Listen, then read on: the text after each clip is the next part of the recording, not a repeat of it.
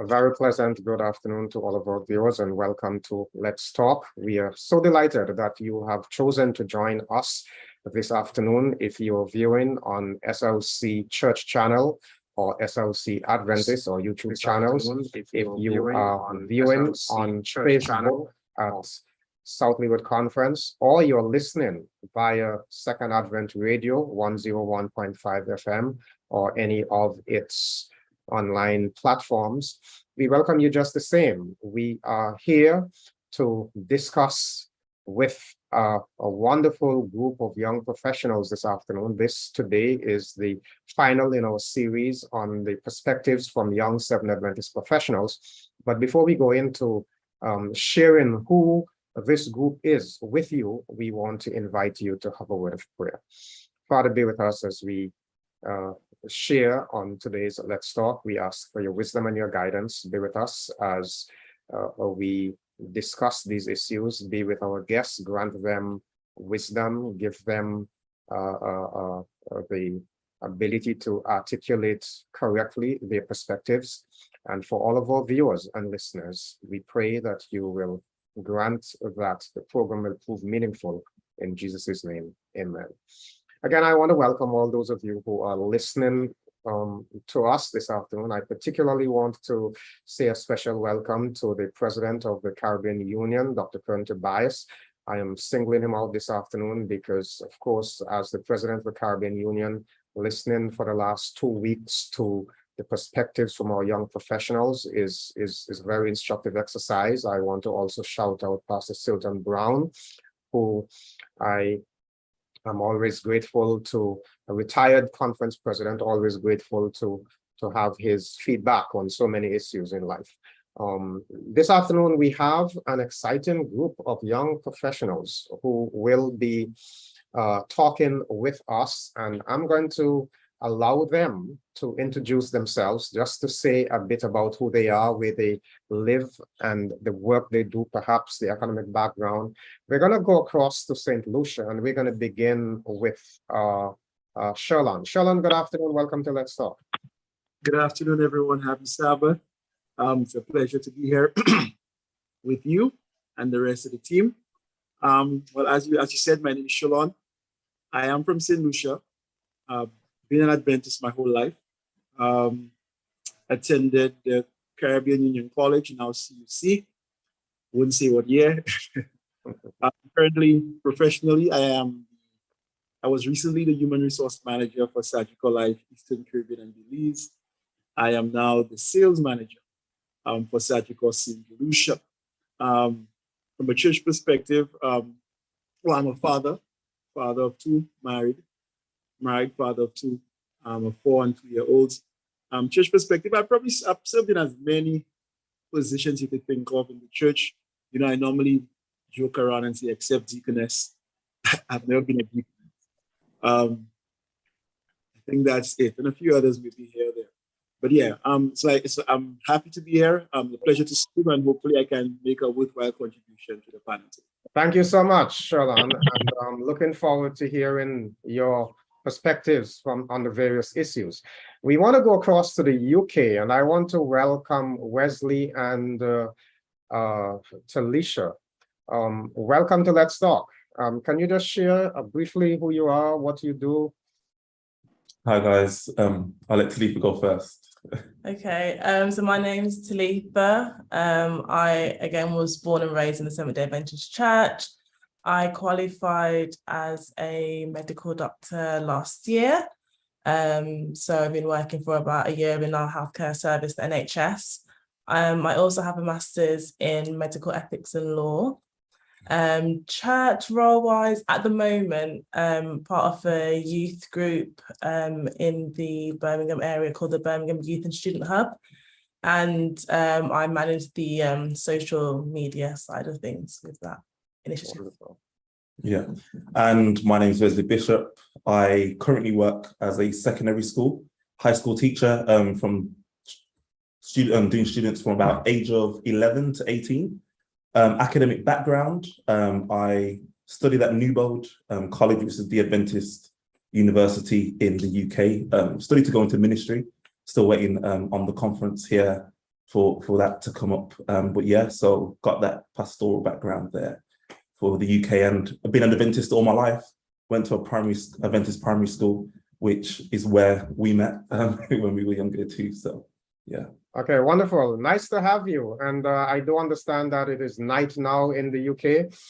Thanks for sacrificing your time to be with us this afternoon. We want to go across to the BVI. Philip Foy, good day and welcome to Let's Talk. Hi, good day. My name is Philip Foy. I'm an entrepreneur in 2 areas, health cafe, software development company. From time to time, I adjunct lecture at the university, at a local college, in areas relating to finance. As it relates to church, I assist with the youth in my church, and I'm also involved in the local Caucasian ministry, or Christian Caucasians. And I look forward to the discussion. Oh, wonderful, wonderful. Let's go across to California and welcome Judy to Let's Talk. Good afternoon, Judy, and welcome. Hi, everyone.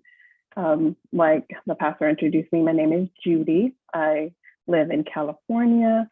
I currently work as a director of nursing, so I work in the healthcare field. My educational background, I did go to Oakwood College and then went on to Loma Linda to get my master's and MBA in healthcare administration. And now I serve in this regard church-wise, born and raised in the church. And even as I became an adult, chose to continue in that path and currently serve right now, post-pandemic, just slowly easing my way back in.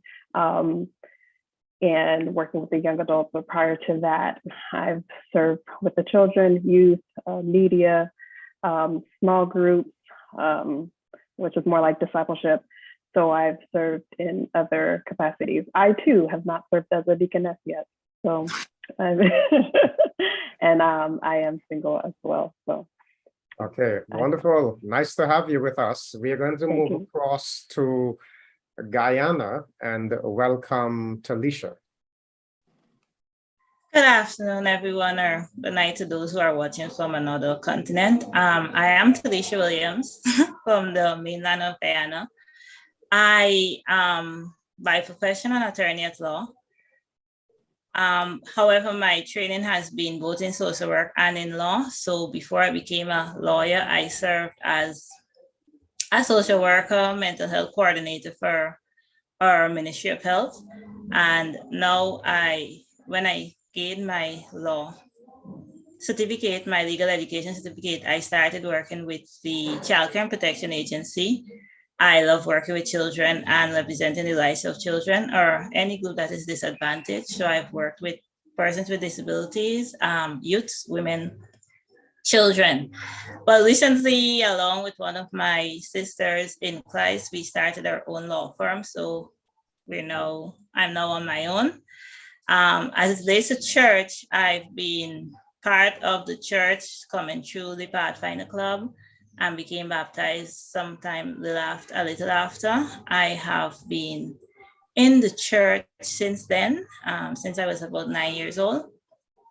And I've served in different departments of the church, education, youth, of course, at all levels of youth, except for leadership of the AY department.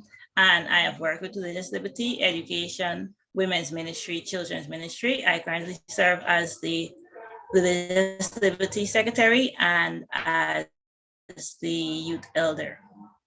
Thank you so much, Talisha. It's a joy having you. We are looking forward to hearing your perspectives. We are going to go to the University of the Southern Caribbean and welcome Fenella. Good afternoon, everybody. Thank you so much for having me. My name is Fenella Francis. I am located in Trinidad and I work at the University of the Southern Caribbean. You'll find that my background is a lot like Talisha's. I came up in the church through pathfindering and so on, became baptized in the early 90s and have chosen to remain in the church since then. I am married. I have 2 young children. And I work as internal counsel, attorney at law for the University of the Southern Caribbean. Currently, I also work with religious liberty for the University of Southern Caribbean. And prior to that, my area would have been basically pathfinding and leadership and Adventist youth. Those were the areas to which I gravitated, and I gave those up in 2020, pandemic related, and I chose not to continue so that other young people can have a chance to lead as well. Okay, thank you, Fenella. We are going to make one more stop. We're coming home now to the island of Nevis, and we want to welcome Jaron and Tammy. Should I say Tammy or should I say Ajudi? Hey, good afternoon, everyone. It's so happy to see so many wonderful people on here. My name is Jaron Brown. I'm an IT professional and particularly focusing on health, IT and health. And I am in church. I'm served as an elder, among other things. Wonderful. Hi, everyone. I am the wife of Jaron Brown. I am the mother of 2 wonderful little girls. My profession, I'm an attorney at law. I've been practicing for the past 17 years. I have my own firm. At church, I'm an AY leader.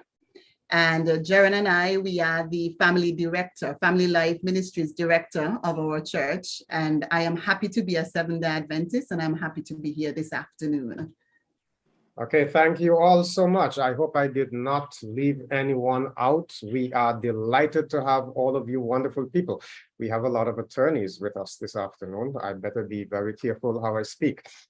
We have had 2 wonderful weeks of discussion with others, young professionals like yourselves, last week and the week before. I want to begin with an area that we did not get a chance to discuss. Now, you are young professionals. You have been in the church for a while. You know the Adventist system. So I don't need to remind you. We are happy to have people from different territories.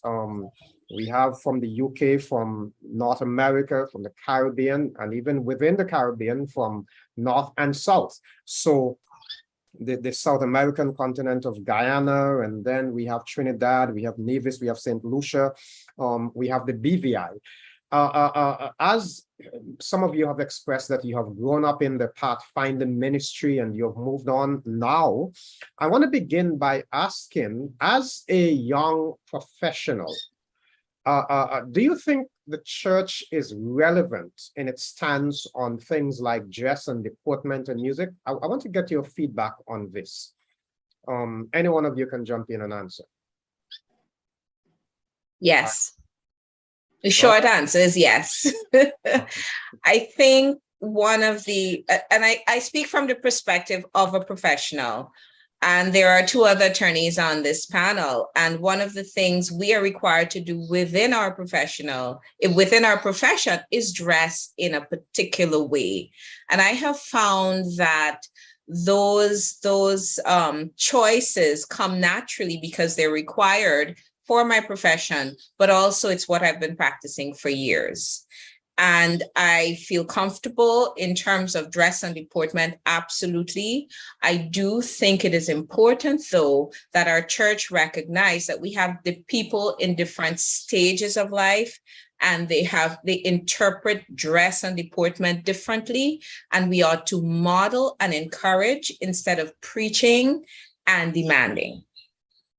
Okay, very interesting. I want to get another perspective. So somebody else, share with me. Let's talk to Shola. I'm glad I know your names. Well, I want to say again, like I would say yes, it's important. Because I think, almost like the 3 Hebrew boys, calling young people to that standard is important, because as they enter the world of work, the world will call them to a standard. And I've found that the practice at a very early age, at the youngest age within the church, whether you form ministries and just the reverence of the sanctuary, it translates into your professional life. I think the discussion may get a little bit more interesting where in many of our jurisdictions, the wearing of pants for ladies at different functions, that's when the discussion gets a little tricky. You go to an outdoor AY activity, and in some jurisdictions, the young ladies say, well, can I wear my pants? And very traditional Adventist settings, you still have people saying, no, we don't wear pants. I see some smiles from the panel. Yes, it still exists. I've not experienced it.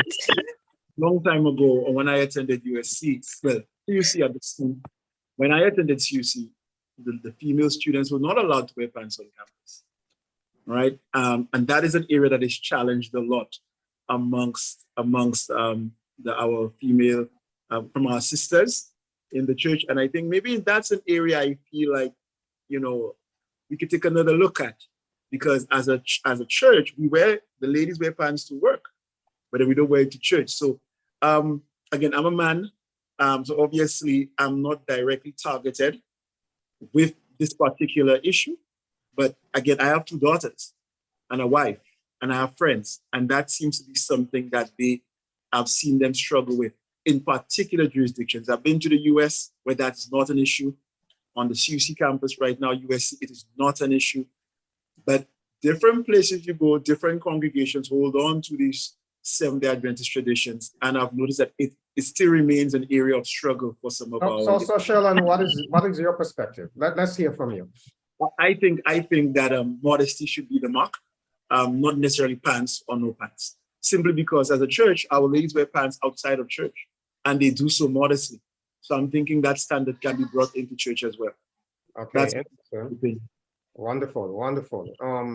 When we talk about dress, some people believe that while the Seventh Adventist Church tends to be very conservative, that there are those quarters where the church is not at all conservative. And many of the friends I have like to use California as one of the examples where the church is not very conservative. So I'm going to go over to Judy to get her perspective. Judy. Hello, everyone, again.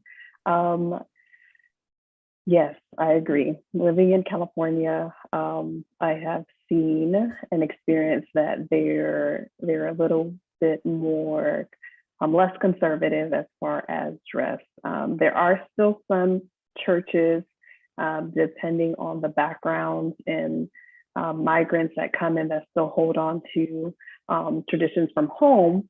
So you will still find that is still a topic of discussion in some areas. Not so much in California, but on the East Coast, where there are more mixed groups. And so my experience, but growing up, my parents kind of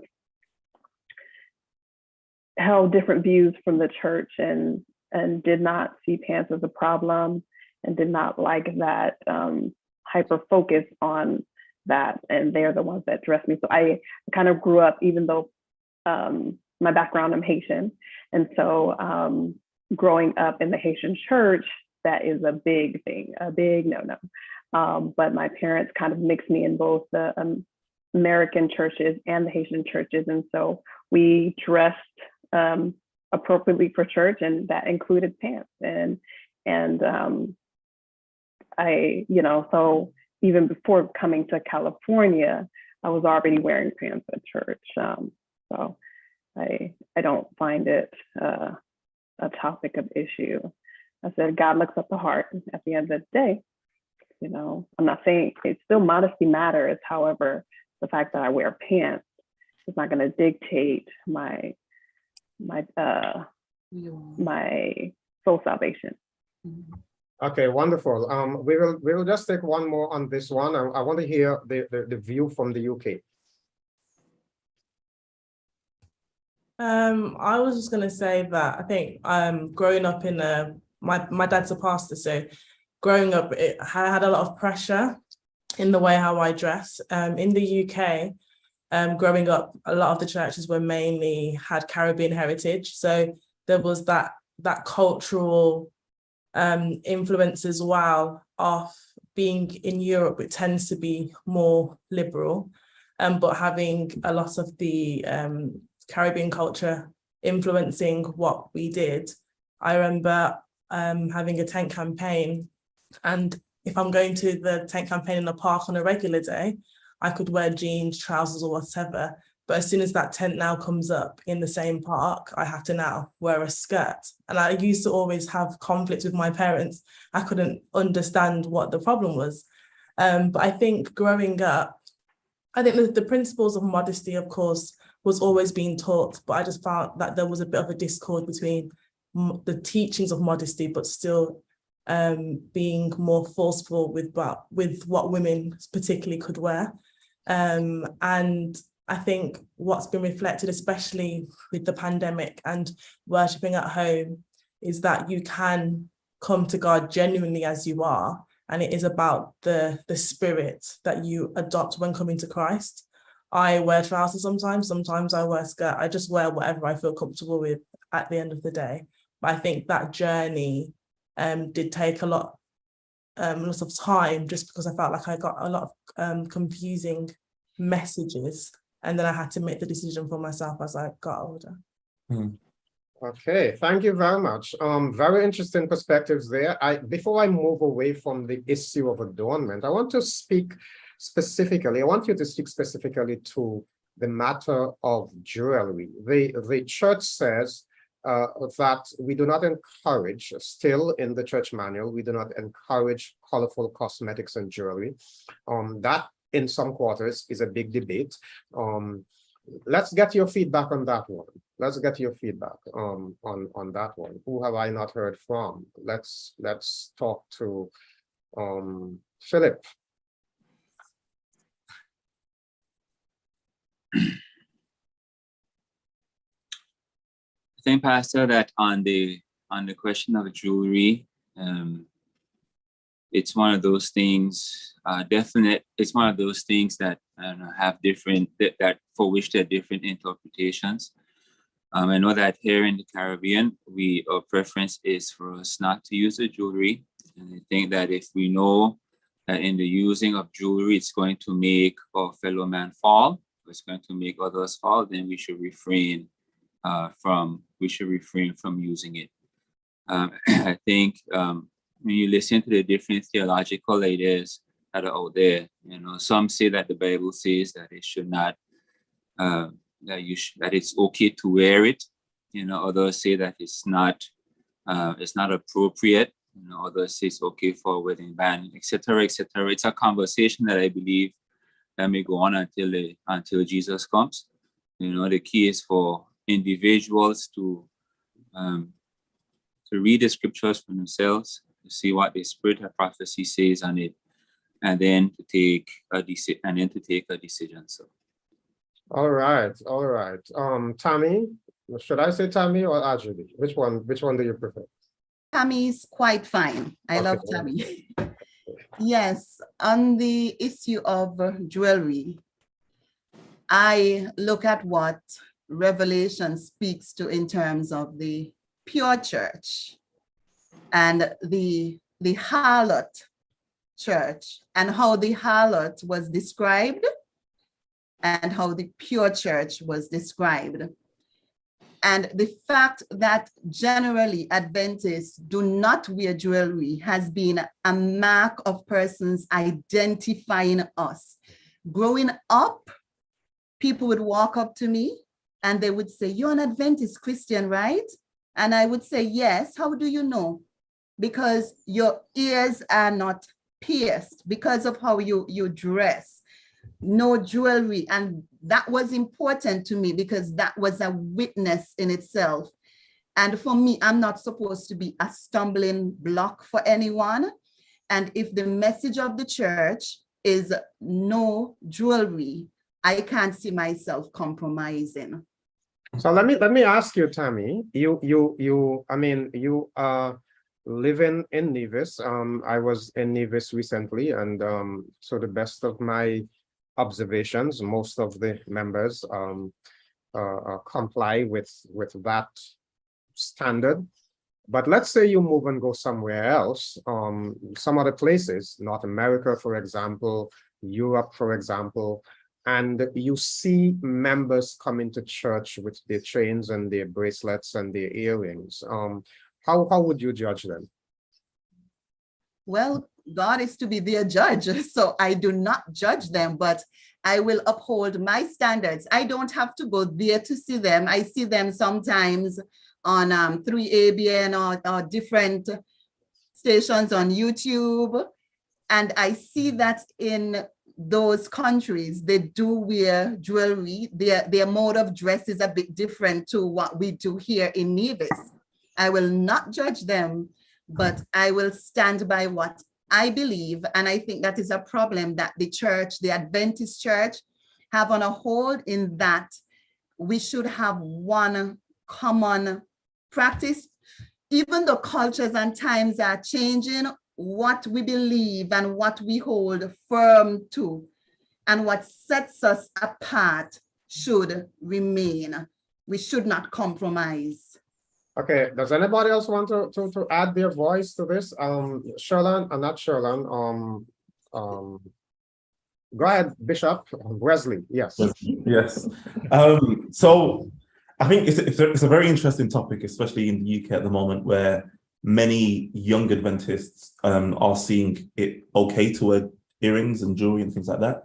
And I think what's being seen is that there is a, in some ways you could call it a hypocritical culture within the church, where jewelry is being notified as being adornment, but then other areas of adorning oneself doesn't get the same rep, such as whether it be makeup, or whether it be, you can spend more money on having other pieces of clothing than you will do on jewelry, which is relatively cheap at the moment. So little things like that. And young people are questioning that and saying, wow, actually, people are adorning themselves with so much more, and yet they want to call out this and then say that that's a representation of my personal relationship with God, and therefore I can't do anything in church because I'm deciding that I want to wear jewelry in my ear, and little things like that. And there's so many people questioning that at the moment, and there's not a lot of spaces where people can say, well, I wear jewelry, but I also have a relationship with Christ. So many people are being cast out of the Seventh-day Adventist church simply because they've got these items of jewelry in their ear. And that's been questioned. And there are groups that are setting up places where young people can still participate in church life, even though in their current phase in life, they're wearing jewelry. And I think there needs to be more of a discussion on that. And there needs to be more spaces for young people who are at a stage where they are questioning things on adornment, that they can still have an expression of their faith rather than being cast aside and saying, wow, sorry, until you take them out of your ear, you've got to sit in the back and do nothing for God. Okay, interesting. Talisha, okay, go ahead, Philip, and then I'll come to Talisha and over to Fenella. Sure, Pastor. I think the bishop brought out a very important point. You know, the youth of today, the millennials, they want a reason for the faith that they are supposed to have or that they have. And sharing with them church dogmas, you know, or this is what the church says, you know, is not enough for the youth that are in the church today. You know, they want to show me from the scriptures, sola scriptura, you know, show me from a biblical source why I shouldn't wear jewelry. And that's what the youth are looking for. And the theology is there's a extreme left and there's an extreme right on the matter, you know, and everyone sings a good song, you know, and the youth are confused, you know. So so you can have youth who are passionate about doing God's work, who are wearing jewelry because they just can't get a clear answer on why. You know, some of the answers that are given, you know, they just don't hold enough weight. You know, there's a lot of makeup theology type of stuff that come. You know, I personally don't wear it. I don't think it should be worn. I don't plan to wear it. You know, but I hear a lot of the theology and it's not solid. So if, since we're speaking, encouraging our church leaders, you know, if we can, like what the bishop was encouraging, if we can get a clear word from Jesus, you know, a clearer word, you know, just straight down, you know, this is what, you know, here's the range, this is what the Bible says. And I think we will see more adherence to the more millennials, you know, staying on board with this principle. Okay, interesting. Talisha, let's hear you. Okay, it appears that Talisha, are you there? I am. Okay, go right ahead. Can you hear me? Yes, I believe there was a little internet static, but I believe you're good now.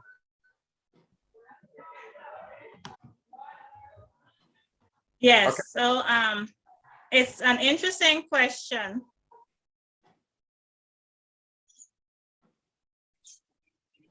Okay, let's come back to Talisha in a minute because there's a little connectivity issue there. So let's go to Fenella and then we will come back to Talisha. I feel like a lot of these conversations come across to us young women in particular as small-minded and focused on control.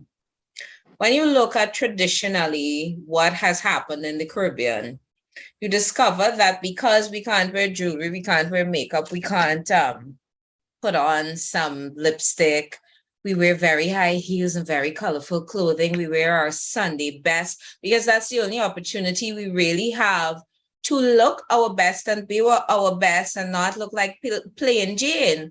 And you find a lot of young women in that frame where they're looking for a husband and so on, are thinking, well, this is what I need and this is how I'm going to present myself.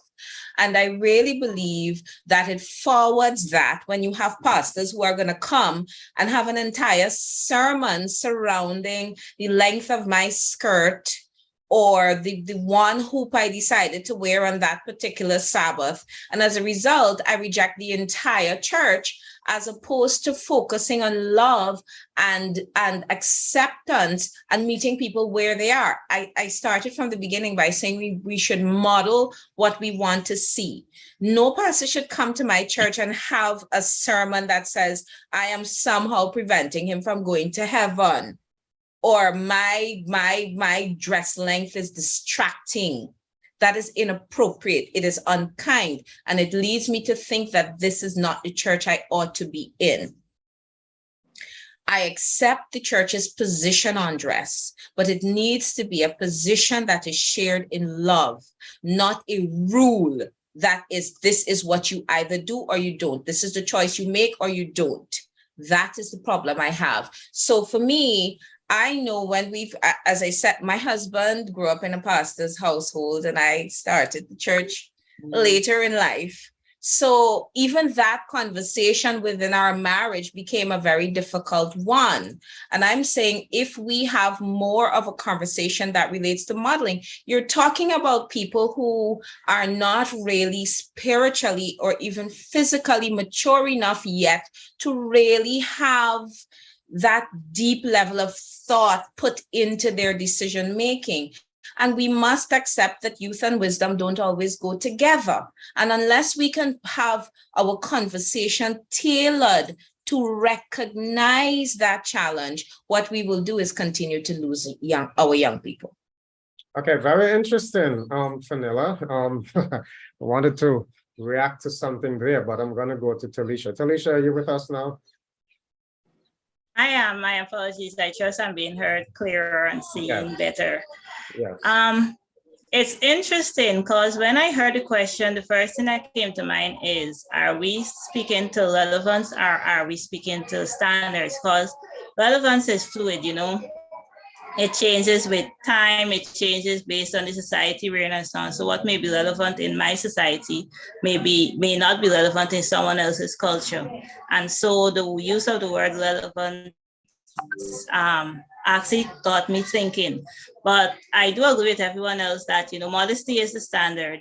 However, I have noted there are times when we say to our young people, we should not do this, we should not do that. And so in our world or in our society, it's all about the don'ts. And we don't get them to the level of saying, you know, why is it that we do what we do? Or what are the principles by which we stand? And why is it that we hold these principles or values? So like Philip was saying, there are times when you speak to young people and they ask, okay, so why is it that we shouldn't wear jewelry? Or why shouldn't we wear makeup? And many times we say to them, you know, the Bible says so, but I've had enough youths who, because of course they're post-millennium, they have said to you, but I haven't seen that in the Bible. And there are some youths that I interact with who have grown up in Adventist homes, and they also don't even understand why it is that they don't wear jewelry or don't wear makeup. But sometimes we assume that, persons know. So it's important that we actually get them to understand, principles and standards. And modesty is important. And like Fenella indicated, sometimes we say, oh, be modest, so don't wear jewelry, don't wear makeup, or if you're wearing makeup, don't let it show. But then we wear distracting clothing, distracting shoes, our hair is distracting. So it's not to focus on one area, but it's our general deportment, our general outlook on things. We should actually stick to that modesty. And that should translate also to music, because we listen to music and sometimes the music we listen to does not accord with our standards, but we just go with the flow. But if we explain that, when you're listening to music, what you do as the AY Legion of Honor, I think of many times, honor Christ in that which you choose to behold, in your choice of entertainment, in the things you listen to, in the things that you read. Then you understand that, I should filter certain things. I need to be critical of the things that I put in. So when I listen to music, what is the message that is coming out here? Is this message a positive one?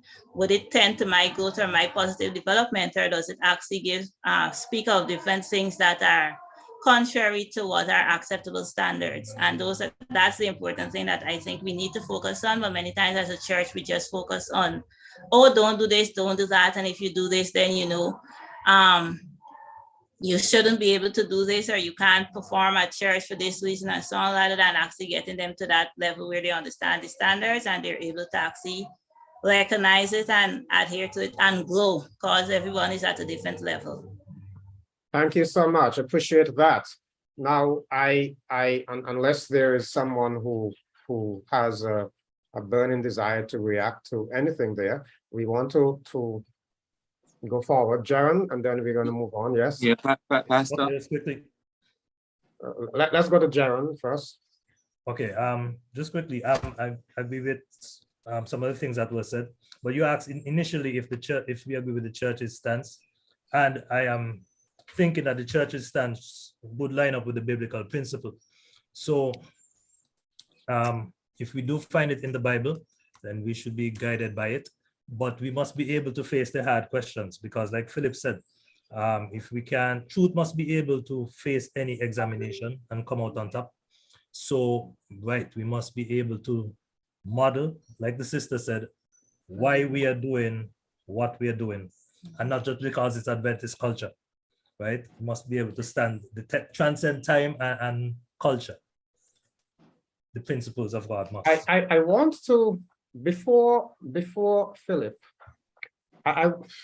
there are several questions in the chat, but I'm going to choose to jump to a comment, not a question. And I'm going to ask the ladies to succinctly react to this comment. Emphasis on succinct, right? So I'm going to read this comment, ladies. I want you to react to it. I know some of you attorneys, and attorneys are good at speaking, but let's keep it short. In this day, I'm reading it as it was said. In this day and age, our ladies must not be exposing too much of their bodies. Men by nature are distracted by sight. Ladies, I want your reaction to that. I'm interested in hearing how you react to that. Which one of you want to go first? I thought everybody was going to be jumping to go first. Oh, wow. Yes, sometimes women do dress a bit distracting, but I think sometimes men choose to make us their excuse for their wandering eyes. Okay, all right, interesting. Judy, let's hear you. Your reaction to the statement. I agree with my sister here that for both parties, we as women There's some that choose to wear clothing that is very tight and does reveal everything. But at the same time, there are people who wear less fitting clothes and the same reaction is still there. And so I think it becomes a thin line when it is become the woman's responsibility to adjust because of the wandering eyes. That will always be there, and it limits the freedom of me as an individual, that I have to wear loose clothing because you as an individual have wandering eyes. But I'm thinking you can help yourself. You can help yourself. And take it to Jesus if you got to. I don't know what you need to do, but you can help yourself. Especially if I'm wearing clothes that's not revealing. The ones that are more revealing, I'll meet you there. I can understand. But, you know, and that's the same thing. We can turn the conversation around with the new fashion now. Men, well, I don't know about in other countries, there's a new fashion where men wear tight clothing too. What's the argument there? If I could see everything you got going on, I mean, I could go with that argument as well. But it's not that distracting to me. I can focus on something else and talk to Jesus as well. So that's it. Fenella, I see your eyes bulging. I responded via the eyesight already. Okay, all right. It's not my fault. It's your decision is not my problem. Interesting. Okay. Any one of you other ladies want to say something on that? No? I was just going to say, I just don't think it's my sole responsibility if you've got your own problems. I think I can only be responsible for myself and my own relationship with God. Anything outside of that, if you're saying that I am the cause of something, then I actually think you need to look more inward. Than I think it's a blame culture actually of people using it as an excuse. I do think, of course, there are some times where things are inappropriate, and you can still, as individuals, not even talking in genders, as individuals, we can conduct ourselves in a way that isn't distracting to other people or the service or whatever. But I think to hear the constant story of it's the woman, it's the woman, it's the woman, I'm tired. It's just tiring. Yeah. Okay, now I know there are others of you who want to share perspectives and other things, but I want to move the conversation along, if you would permit me, because of course we only have 1 hour and time is almost up already. So let me ask another question here.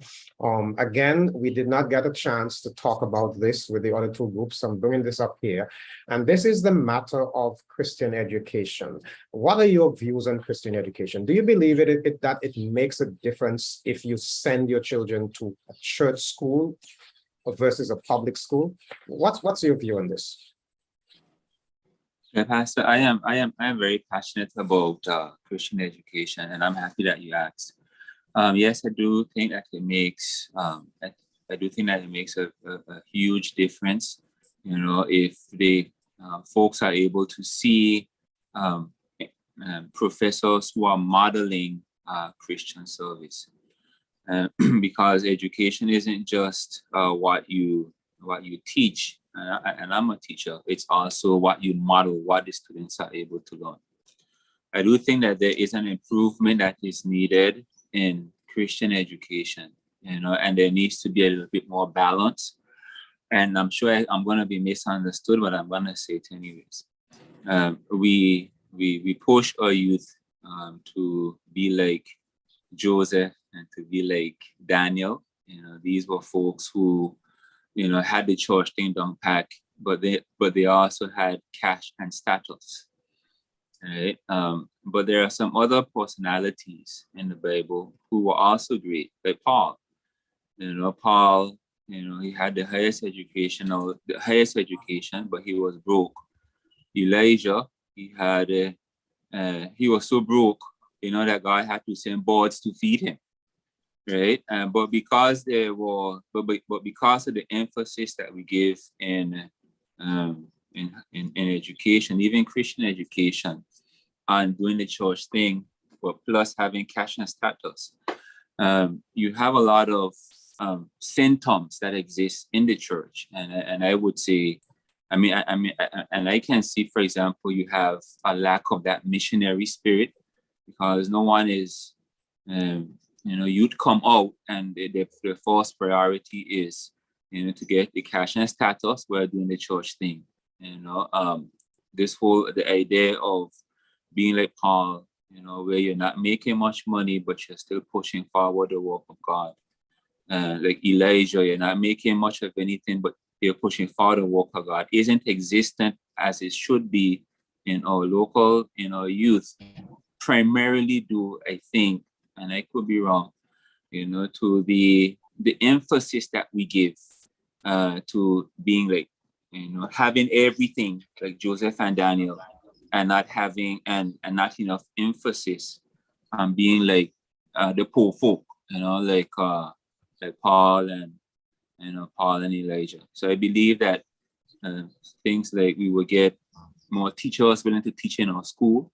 We will get more people willing to do missionary service if our education was a bit more balanced. So thank you. Okay, very, very interesting. I kind of hear two things coming through there. At first, I was wondering whether you were suggesting in any wise that Christian education is going to mean that you are not going to make a lot of money. No. But then I think I hear you saying instead that you may not get as much money working as a teacher in a church school, but your commitment to God should want to drive you to go there. All right, interesting. Now the rest of you, very quickly, your view on Christian education. Judy, your eyes are open, your mouth is open. Go ahead. I just wanted to say, like, growing up for me, I actually did elementary school and high school all in public school. My education came from home.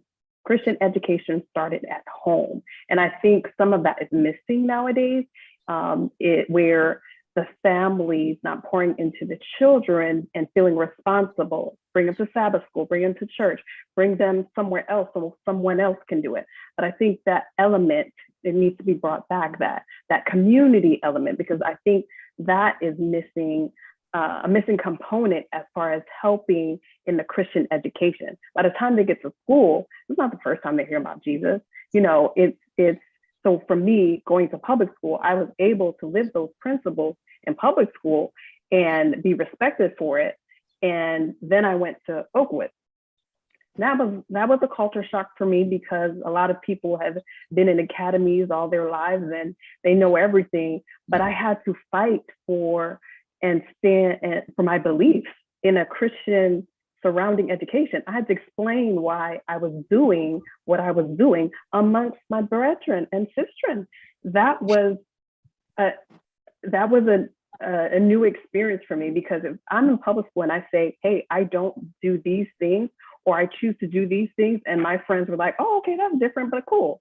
And then I go to surrounded by Seventh-day Adventist individuals, born and raised, academy, tooting that they're third and fourth generation, and I still have to explain myself. I thought we were in the same place. So that was a challenge for me.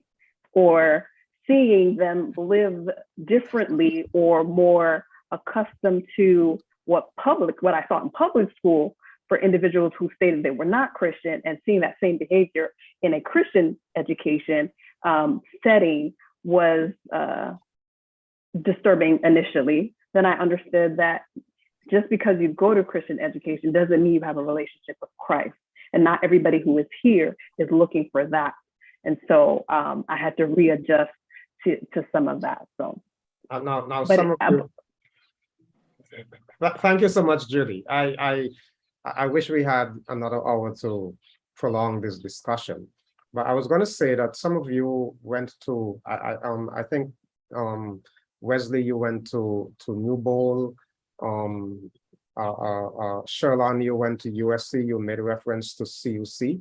That means that you are almost out of this category, etc. So what's your experience like? Now, is there anybody else like Judy who when I went to CUC, it was my first experience in a a Christian school.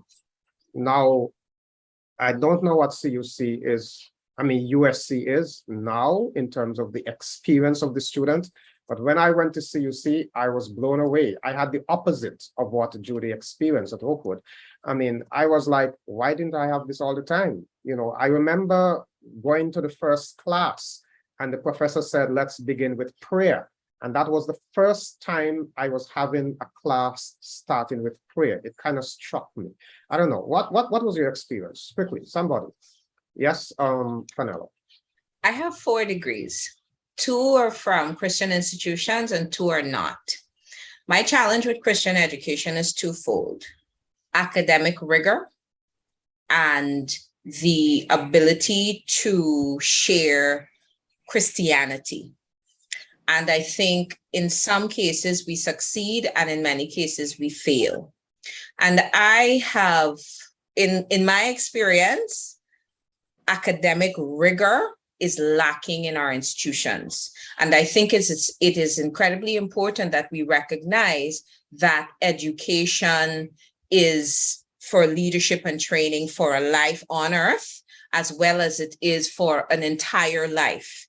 And so I think when we're modeling, we're saying, so for example, USC's motto is beyond excellence. And it took me a long time to comprehend what they were really saying. And I understand that we're aiming and we're going there. But we preach be the head and not the tail. And we are not the head in many of our institutions. We are not modeling the kind of discipline that you see in many of the other institutions. And I think it is really important that we address those standards and come up to the higher mark.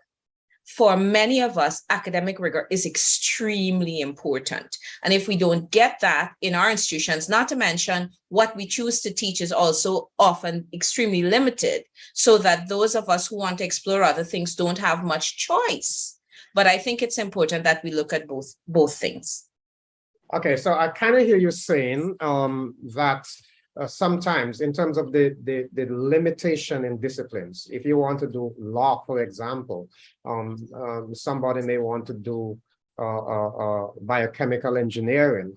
I gather that's what you're making reference to when you talk about the limitation in choices. Yes, that's what I'm talking about in limitation of choices. But when I talk about discipline, I'm talking about how the institution is actually run, the standard that you set and maintain. Those things are incredibly crucial in order for us to stick to what we originally intended. Okay, wonderful, wonderful. I saw, whose hand did I see? Bishop, yes. Hi, I had in some ways similar experience to Fenella, in some ways different. So my first degree was from a state university or public university in the UK, the University of Leeds. And I went there because I'd always had the calling to go into ministry, but I had this thing of, oh, I can't go to Newbold first because I need somewhere that's academically rigorous. So I was like, oh, let me go and get my first degree from a normal university, and then let me go to an Adventist university to do my master's there second.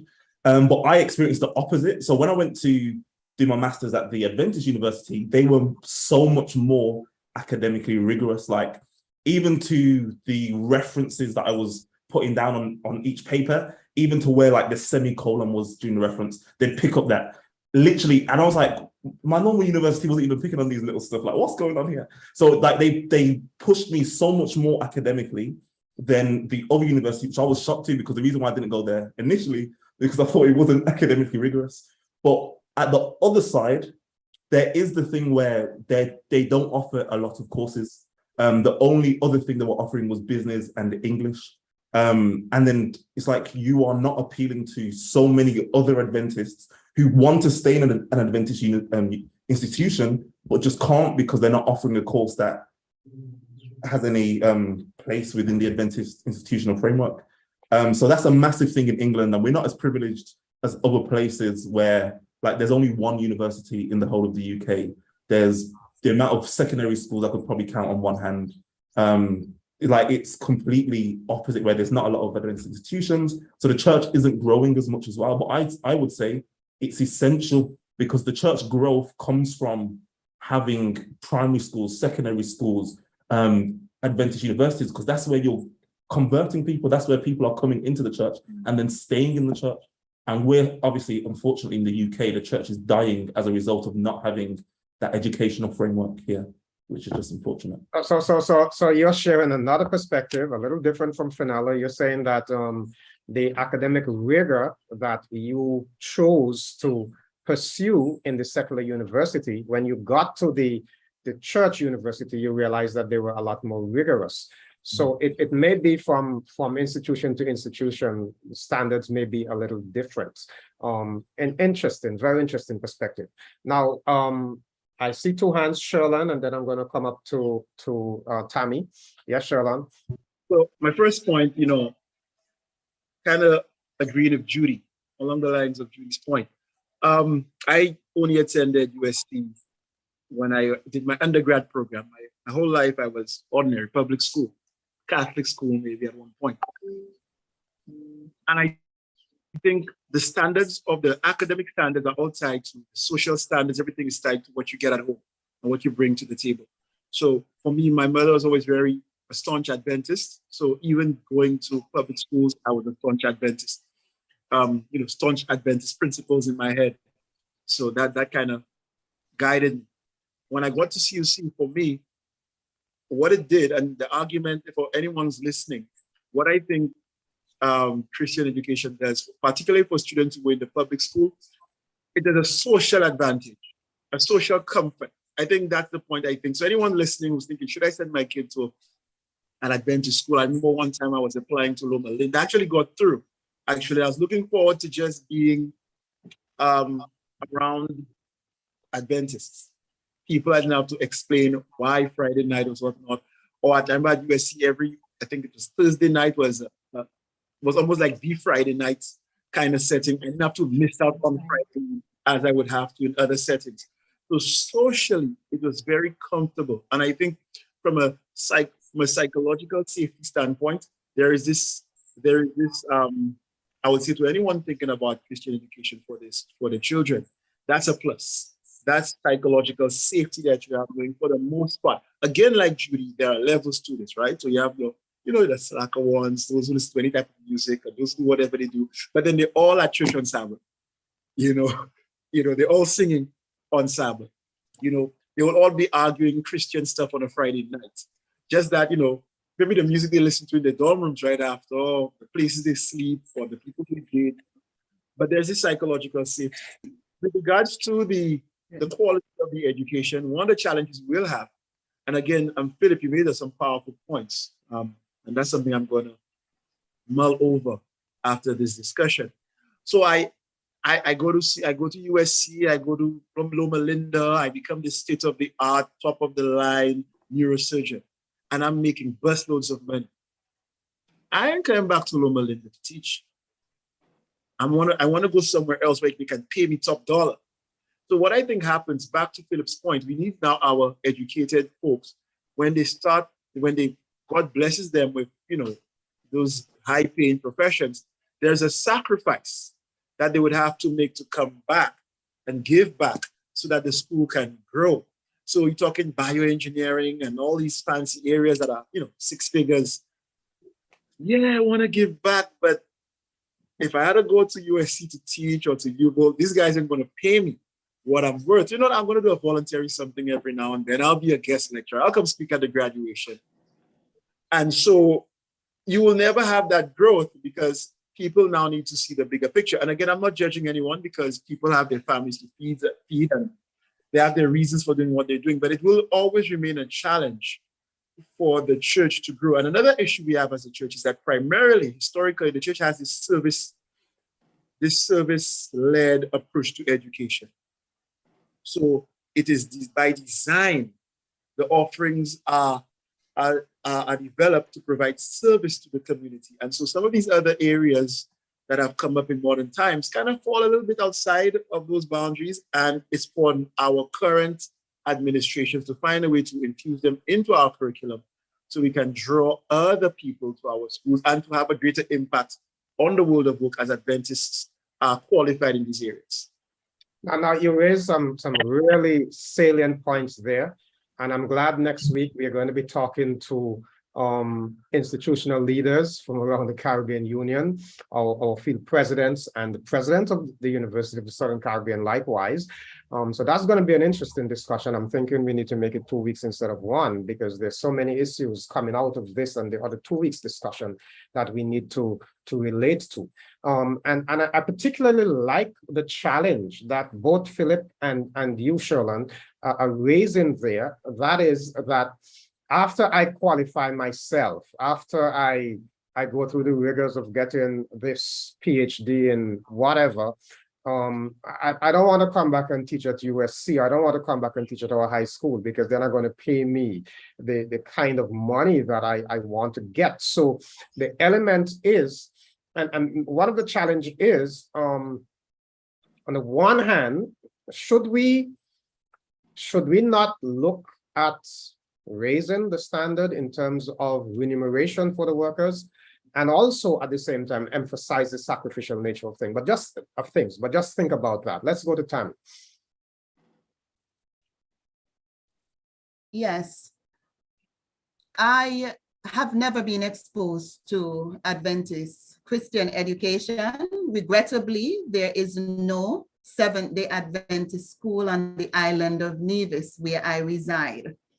My answer is influenced by what I see happening on the island of Antigua that has so many Seventh-day Adventist schools, and I see the number of pastors that are coming out of Antigua when we are barely producing any here. And I'm wondering if it's because of the lack of having Seventh-day Adventist schools on the island of Nevis. That's interesting. I know somebody from Nevis is watching, and they're clapping you right now. But listen, that's an interesting observation that you're making there. I want to just share a bit of what the research says, for you to think about. The research says that if your children attend a Seventh-day Adventist institution, they're 3 times likely to remain lifelong Seventh-day Adventists as if they don't attend. They're more likely to marry a Seventh-day Adventist if they attend a Seventh-day Adventist institution. They are more likely to be faithful in returning their tithes and their offerings if they attend a Seventh-day Adventist institution. I mean, and this is not one research. There are 4 or 5 different researches that were done that come to these conclusions. So it is very interesting. Now, our time is up, but we're going to take 10 minutes extra because we do want to hear your perspectives about what the church needs to do more of, or your view of the church. I think let me see here. Go ahead, Talisha, you're begging to say something. Go ahead. Hi. So I have not had the benefit of Christian education per se, like Judy and Tammy. However, I have seen the benefits from other persons, and for me, Christian education should be rounded, and it actually includes whatever training is from the home. And for many of the pathfinders and adventurers and youths that I have observed, those who have actually had the benefit of Adventist education, they are generally more rounded. I think it is better than public school education. However, at least for my territory, it may not be as affordable for parents. So there's the flip side of course, the remuneration, but there's also how affordable is Christian education for persons as well. Okay, thank you so much for that. Now, there is so much more we can talk to in the area of Christian education, but we don't have time. What I do need to ask you, wonderful young people, professionals in your various areas, is to get your perspective, your honest, candid view of what you want to see in your church that you're not seeing, or put differently, what would you like to see the church do more of? If I were to ask you, what kind of, are you satisfied with the church today? Let's hear your reaction to that. Who wants to begin? Philip, you want to go first? I would like to, in my church, I would like to see more of an emphasis being placed on crisis method of ministry. I think that it is this idea of, just doing pop-up campaigns and, these long prayer sessions that they have asking for some sort of magic, it seems at times, and I know I'm going to get some rebuff for that, but God says that if you want to win souls, you have to sow, and the king is sowing and reaping, and it seems as if we are transforming evangelism is becoming mystic, in that we don't do the work that we need, we don't do the groundwork that we need to do in order to harvest souls, but we push the church to do these long ceremonial things, like long prayer services, waking up at 5 o'clock. When the folks know that we haven't done the work, but somehow Jesus is going to make it the work, he's going to give the harvest. I would be happy to see more of crisis method being reflected in the work. I would like to see more of our soft-spoken elders and pastors on the evangelism track. I think it's at least in my area, it's becoming a bit more of a challenge. Folks shouting at us, and this kind of shouting at me, and folks who are college educated don't need folks shouting at them and screaming at them, in order to get truth. As a matter of fact, we understand truth to come the way that our complex of truth is, it comes to a college professor that just explains in a very convincing way, what truth is for them. So I would like to see more folks who may have thought themselves not to be evangelists, or to get back on the track, attach Christ method onto it, and go out and really capture folks, perhaps like myself, who may have an Anglican background, who can't do that Pentecostal style all the time, putting your hands up in the air and jumping on stage and that kind of stuff. I think that is definitely, I would like to see my church definitely more involved there. I like to see my church more involved in comprehensive health evangelism, respecting health. I've been seeing of late, and it's becoming more bold. Some of our leaders on the pulpit talking about how good the fish is, and no problem, if you eat fish or lamb chops or whatever, in your house, but how many folks, the key is influence, and how many folks how many folks have to continue to suffer from diabetes and cancer because of our influence as leaders, when we have such a powerful health message that is there. And I would like to see us, lastly, I would like to see us with the education definitely give balance to the fact that faith can send you like Joseph, where you have cash status plus the church stuff. But then it can also make you faith. You can end up dead like Abel, dead with finances and broke, and once that balance is there, you're going to see a lot more folks engaged in the mission of the church. Thank you so much. Thank you very much. A mouthful, very passionate. I hear you. We will be reacting to some of what you say next week. Thank you so much. Let's go to Talisha. Talisha, let's hear your perspective. All right, so like Philip, I may have a lot, but in the interest of time, I'll just focus on one because he mentioned two of mine. Okay. For me, when it comes to the area of, or the aspect of dealing with issues of abuse, domestic violence, and as it relates to not just how we approach as it relates to those who are survivors or victims, more or less, of abuse, but also as it relates to the perpetrators of such abuse. I don't think our church is as proactive, and we don't balance accountability and reconciliation. So even when it comes to aspects of discipline or censorship, for those areas. I don't think we are at all times open to how sensitive the issues are. And sometimes as a church, we tend to want to shield the perpetrator in the interest of protecting the name of the church, which is never a good thing. And we most times forget the fact that,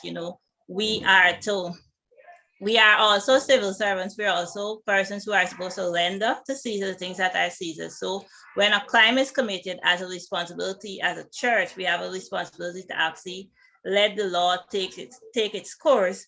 Yet in doing that, we still have that responsibility to ensure that there's reconciliation for the perpetrator. So how we manage it is important. And sometimes we place the perpetrator in a position where they basically become prisoner to their own habit or their own sin. So we don't help them to actually get out of it, because I may have abused a child, you leave me to work with children, you don't investigate certain things. So I don't have this body system, I'm not held accountable. So that is something that I think our church needs to do way more of. Okay, that's just one of many. Thank you so much. Jaron. Thank you, Pastor. Much like Philip, I like to see more community-oriented services, more impactful ministries that we could scratch where it's itching, meeting the needs of the community. And secondly, I'd like to see the church upholding more of the pillars of our faith and not bending so much to the world and the influences of it. All right, that almost is forcing me to ask you to expand, but in the interest of time, okay, all right. Let's move across to Judy. For me, though there is importance for community, but I feel like the church needs healing within. We struggle with a lot of stuff within the church, so some healing from within the church and support and love just to one another. And I feel like if people see us living community, that will draw people to us if we can love one another and support one another. So I would like to see more of that, meeting each other's needs and serving one another before we call for community. Where are we going to call them to if we can't even love one another? All right. Show that community to each other. Thank you. Interesting. Talitha. I would say for our church to not let their traditions get in the way of ministry. So things that aren't necessarily biblical, things that we've just been doing for so many years and not understanding why, and how that can sometimes be limiting to our communities coming in the first place, because they feel like the church is too way up here and I'm down here and I can't access that. I think it's an issue for our communities, but also people who have been in the church and leave, and they feel like they can't go back because things aren't quite right yet. I think it's a shame really when you see it happen, and feel like we could reach more people if that wasn't the case. Thank you so much. Thank you so much. Shalom? Yeah, for me, I kind of agree with most, if not all the points that were made, but on a slight addition to Philip's points and Mr. Brother Brown's point, I think the church needs to be a little bit more aware of the changing world. And what I mean by that is we get on a pulpit and we would, let's say, for lack of a better term, bash our Catholic brothers and sisters. But we live in a world where the Generation Zs and the millennials, that type of preaching does not work anymore. Because whilst we're competing with other religions, the world is slowly growing irreligious. So you're arguing against the Catholics, and the people who try to get into the church put you and the Catholics in the same bucket anyway. Because to them it's just Christianity, And I just saw a post on social media, was it just last night, saying some folks still believe that 2 penguins swam all the way to the ark. All right? Pretty much telling you that people are now just, this whole religious thing is a big joke. And I think one of the ways the church can reach people, particularly the Adventist church, is that we have a very powerful, the practicality of our message is so superb and so superior. And that's why I'm saying, to Philip's point and Brother Brown's point, we need to get out in the community so people can see, just like the excellence of the 3 Hebrew boys was undeniable in Babylon. If we find ourselves in the community, people will see the undeniable truth of the message, not from us just bashing things or screaming things out of a pulpit, but through experience. They see that, hey, these brothers are healthier than usual.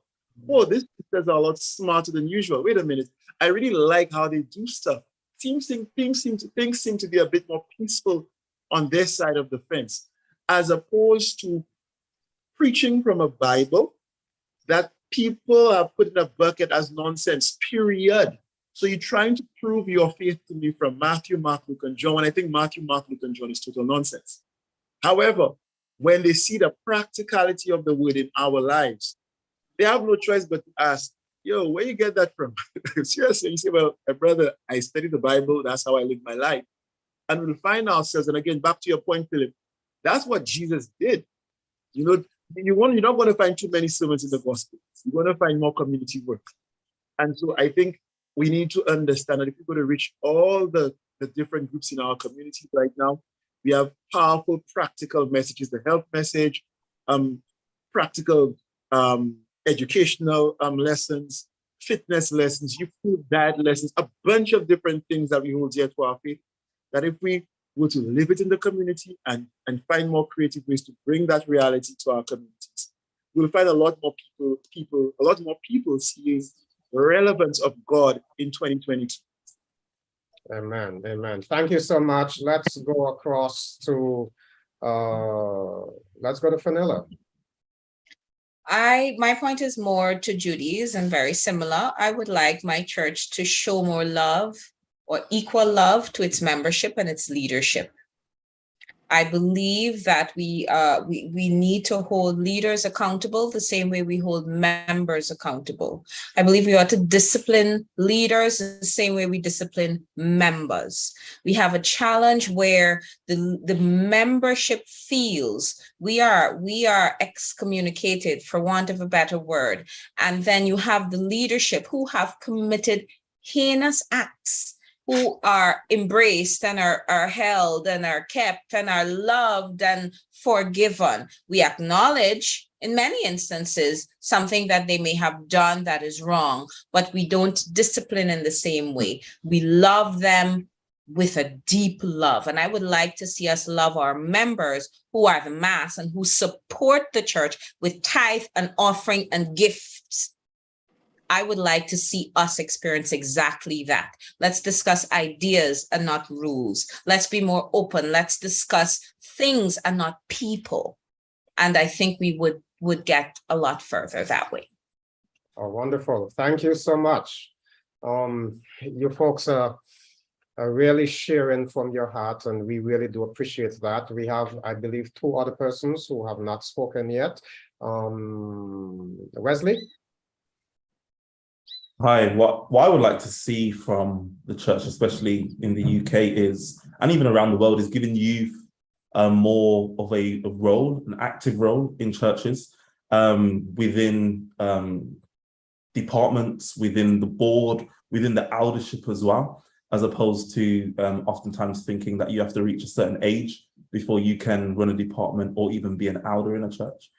Because I think we find that in a lot of places, young people are running budgets that are way beyond the budgets of our churches and things like that. And they're very capable of doing things, and they're very passionate about allowing the church to live in its God-given calling. And they're passionate about community work, passionate about evangelism, and actually going out and drawing people to God in practical, modern ways that are going to draw their community. I think allowing young people to have that place and framework within a church, rather than saying, or at least not saying it with their words, but acting like they're not old enough or not wise enough yet to have that role, would massively change the impact of our churches in communities all across the world. Very, very interesting. When I started ministry, I think it was a kind of understanding that ministry is for old people.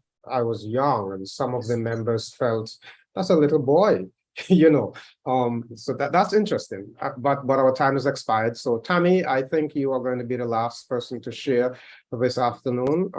What's your burden for your church? And I'm going to be brief.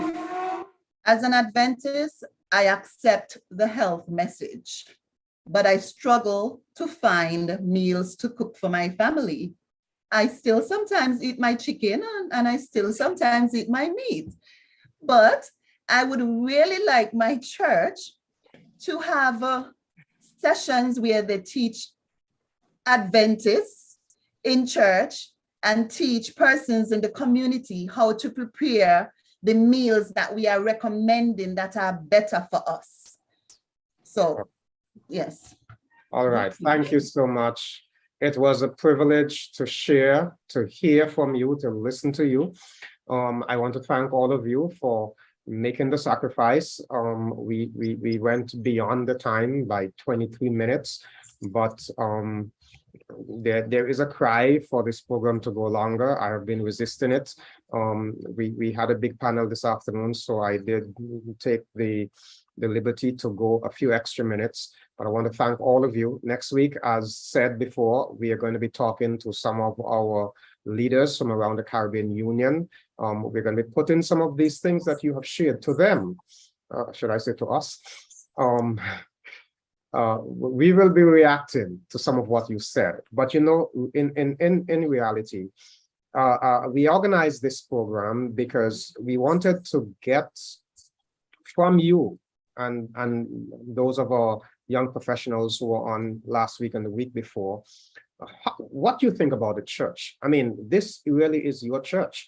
And if we don't listen, we will perhaps become irrelevant. And so thank you so much for sharing. May God be with you all. Thanks for having you. And for all of our viewers, we took some extra time. I know many of you are rejoicing over that. But just to say, we will be back next week, and we're going to be having another very interesting discussion next week. We're going to be hearing our leaders, field leaders from around the Caribbean Union, reacting to some of the very insightful thoughts and perspectives that our young professionals have shared. Thank you. May God bless you. Have a wonderful